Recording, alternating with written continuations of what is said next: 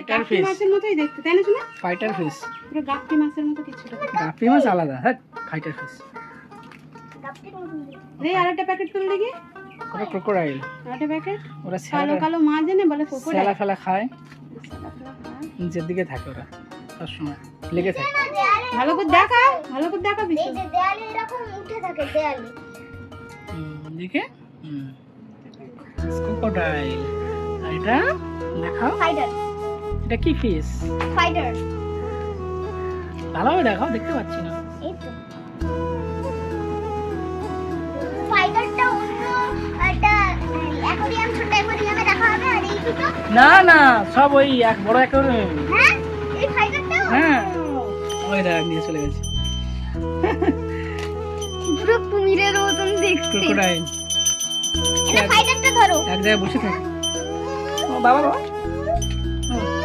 এই যে দুটো কুমির, দেখো বন্ধুরা এরা পুরো কুমিরের মতন দেখতে,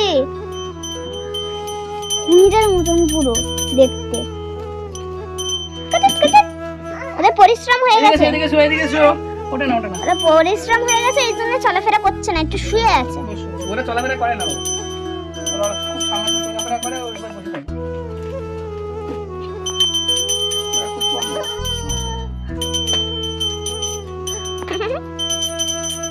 এবার ফাইটারের পালা, ফাইটারের পালা। হ্যাঁ হ্যাঁ কি? হ্যাঁ হাই হাই, কি এটা ছোট দেবে নাকি? না না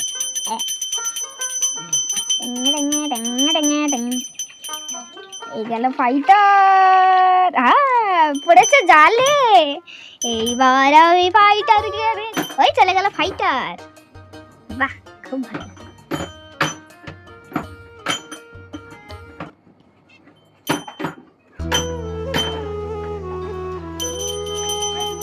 এর বড় বড় পাখনা, কত বড়।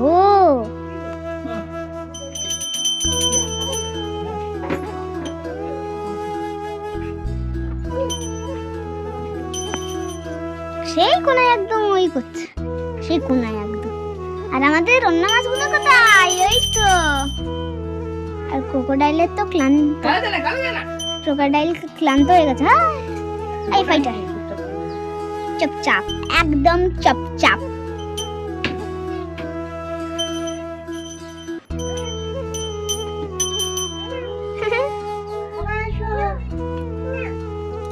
বাবা আর মাছ দেবে নাকি? এবার আমাদের অ্যাকোয়ারিয়াম পুরো কমপ্লিট, আর আমাদের কোনো মাছ ছাড়া হবে না। ঠিক আছে, ভালো লাগলে একটা লাইক করো, শেয়ার করো, কমেন্ট শেয়ার অবশ্যই করে দেবেন। তা আজকের মতন টাটা।